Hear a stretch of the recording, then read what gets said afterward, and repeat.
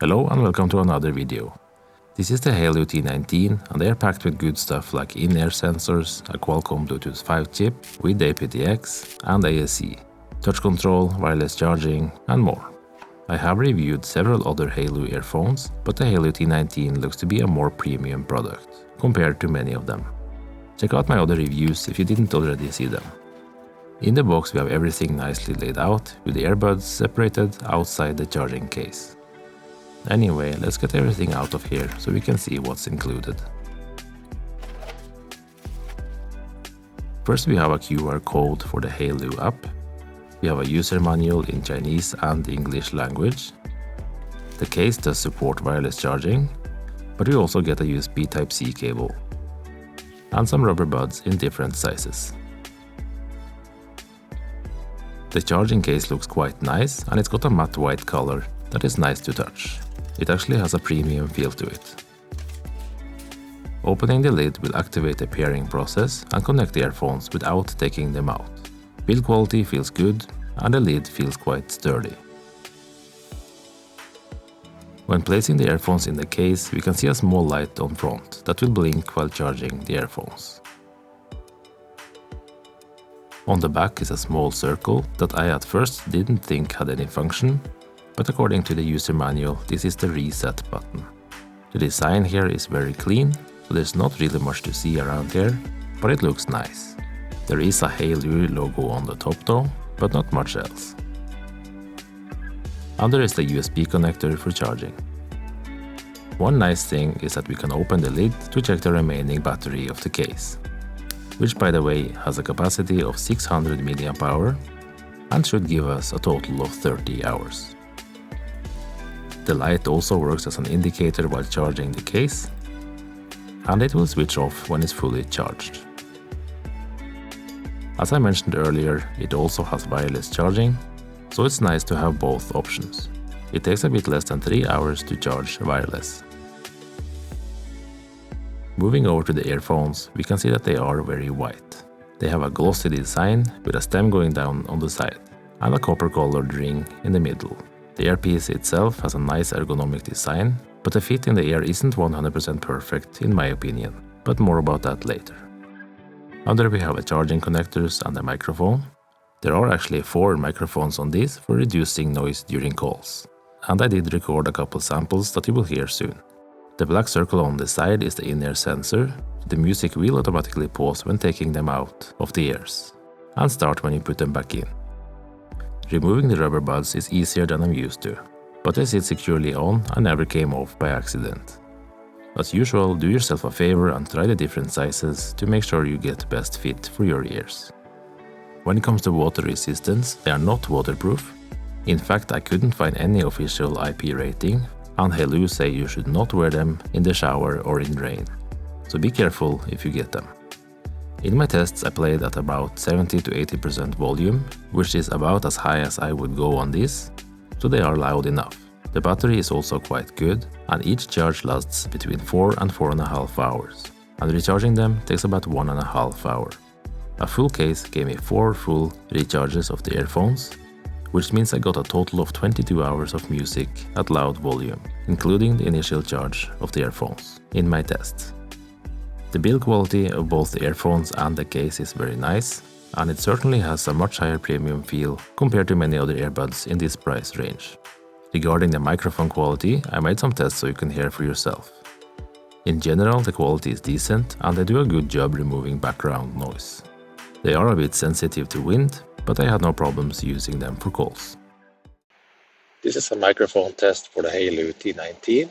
I'm sitting in my car and I'm near a road with some traffic, so you can hear what the traffic noise sounds like in the background.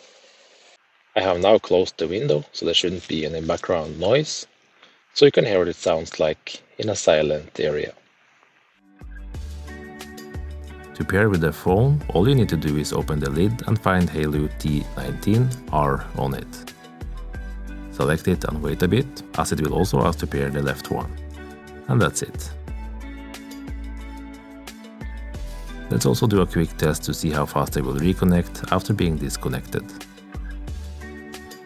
As you can see, they are quite fast. They also stay connected until the battery is empty without any dropouts at all, so the connection is perfectly stable. There's also an app you can install to get some extra options. To get a Hailu app, it may look obvious to scan the QR code, and it probably works, but it asks to download from a website.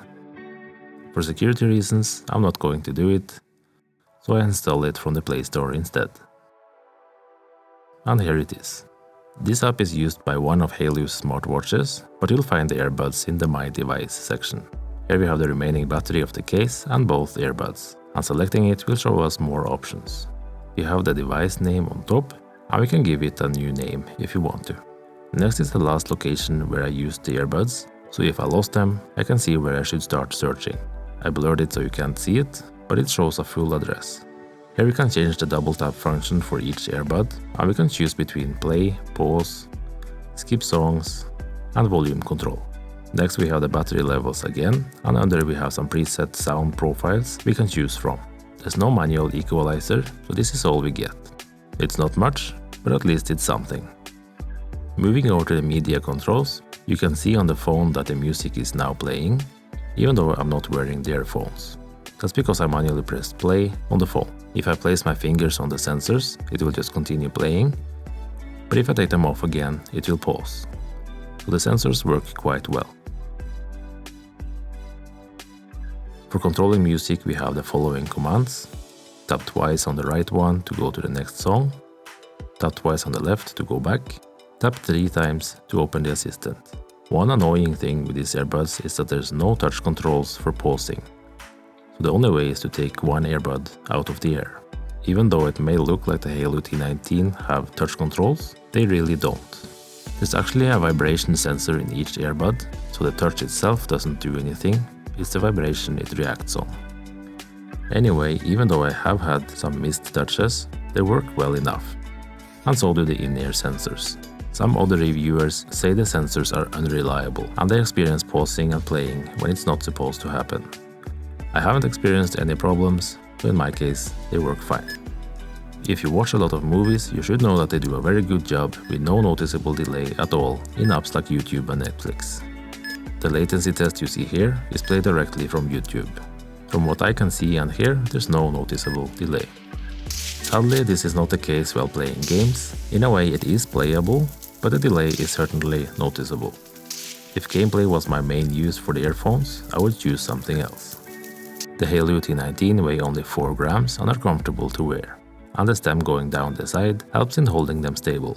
But personally, I would prefer a shorter stem as it feels a bit big. Even though the comfort is good, they did sometimes move a bit, so I had to readjust them to get the perfect fit. It's not a big problem, but it's there. What about the sound quality? Well, they have Bluetooth 5 with aptX and AAC, and they sound very good. It's not the widest sound I've heard, but it's spacious enough and got good separation in instruments and vocals. The sound is also detailed and clear.